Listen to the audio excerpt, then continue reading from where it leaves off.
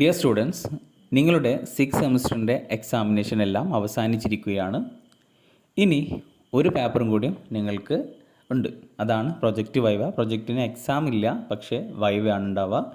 ഈ പ്രൊജക്റ്റ് പൂർണ്ണമായിട്ടും സബ്മിഷൻ ചെയ്ത് വൈവ അറ്റൻഡ് ചെയ്താൽ മാത്രമേ ഡിഗ്രി കംപ്ലീറ്റ് ആവുള്ളൂ. ഓക്കെ, അപ്പോൾ എല്ലാവരും ചോദിക്കുന്നതാണ്, നിങ്ങളുടെ എക്സാം കഴിഞ്ഞ സ്ഥിതിക്ക് എന്നാകും പ്രൊജക്റ്റിൻ്റെ വൈവ ഉണ്ടാവുക? യൂണിവേഴ്സിറ്റിയിൽ നിന്ന് കിട്ടിയൊരു ഇൻഫോർമേഷൻ്റെ അടിസ്ഥാനത്തിൽ ഏപ്രിൽ ലാസ്റ്റ് വീക്കിൽ അതേപോലെ മെയ് ഫസ്റ്റ് വീക്കോട് കൂടിയിട്ട് പ്രൊജക്റ്റിൻ്റെ വൈവ കംപ്ലീറ്റ് ചെയ്യാനാണ് പറഞ്ഞിട്ടുള്ളത്. അപ്പോൾ ഓഫ്ലൈൻ ആയിട്ടാകും വൈവ നടക്കുക. അപ്പോൾ പ്രൊജക്റ്റിൻ്റെ വൈവ എന്നുള്ളത് ഒരു ദിവസം എല്ലാ കോളേജിനും അറ്റ് എ ടൈമിൽ നടക്കുന്നതല്ല. അത് ഒരു ഡേറ്റാണ് പറയുക. ചിലപ്പോൾ 2 ആഴ്ച സമയം ഉണ്ടാകും. ആ 2 ആഴ്ച സമയത്തിൻ്റെ ഉള്ളിൽ ആകും ഓരോ ദിവസവും ഓരോ കോളേജിന് അലോട്ട് ചെയ്ത് കൊടുക്കും. അപ്പോൾ ടീച്ചേഴ്സ് അല്ലെങ്കിൽ ഫാക്കൽറ്റീസിൻ്റെ അവൈലബിലിറ്റിക്ക് അനുസരിച്ചിട്ട് അവരുടെ അടുത്തുള്ള കോളേജുകളിലേക്ക് എക്സ്റ്റേണൽ എക്സാമിനറായിട്ട് ഒരു കോളേജിൽ നിന്നുള്ള അധ്യാപകർ മറ്റു കോളേജിൽ എക്സ്റ്റേണൽ എക്സാമിനറായിട്ട് പോകും.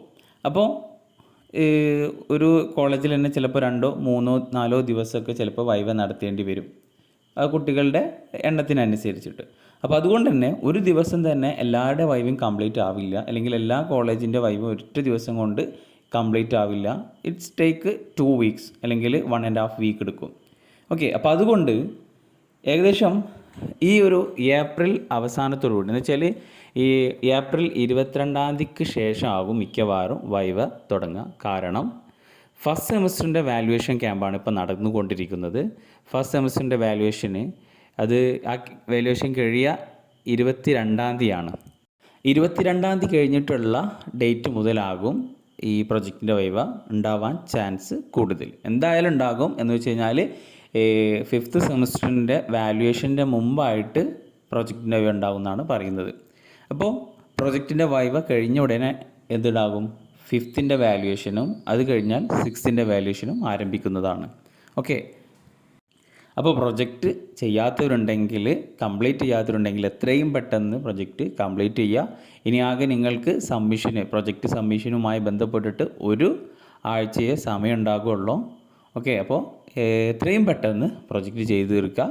വൈവ അടുത്ത് തന്നെ ആരംഭിക്കുന്നതാണ്. ഓക്കെ, അപ്പോൾ നിങ്ങൾക്ക് എപ്പോഴാണ് ടൈം, നിങ്ങളുടെ കോളേജിന് എപ്പോഴാണ് ടൈം എന്നുള്ളത് കറക്റ്റായിട്ട് പറയാൻ പറ്റില്ല. അത് യൂണിവേഴ്സിറ്റി ഒരു ഡേറ്റ് തരും.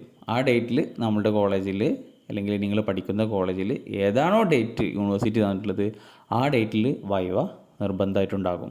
അപ്പോൾ വൈവ നന്നായിട്ട് പ്രിപ്പയർ ചെയ്യുക, പ്രൊജക്റ്റ് നന്നായിട്ട് മനസ്സിലാക്കുക, എന്താണ് നിങ്ങൾ ചെയ്ത വർക്ക് എന്നുള്ളത് മനസ്സിലാക്കിയതിന് ശേഷം വൈവ അറ്റൻഡ് ചെയ്യുക. ഓക്കെ, വൈവയുമായി ബന്ധപ്പെട്ടിട്ട് എന്തൊക്കെയാണ് ക്വസ്റ്റ്യൻസ് വരിക, അതേപോലെ എന്തൊക്കെ കാര്യങ്ങളാണ് വൈവയ്ക്ക് ചോദിക്കാൻ ചാൻസ് ഉള്ളത് തുടങ്ങിയ കാര്യങ്ങൾ നിങ്ങൾക്ക് ആവശ്യമാണെന്നുണ്ടെങ്കിൽ, നിങ്ങൾക്ക് അറിയുന്നുണ്ടെന്നുണ്ടെങ്കിൽ നിങ്ങൾ കമൻ്റായിട്ട് അറിയിക്കുക. അതിൻ്റെ ഒരു വീഡിയോ ചെയ്യുന്നതാണ്. ഓക്കെ.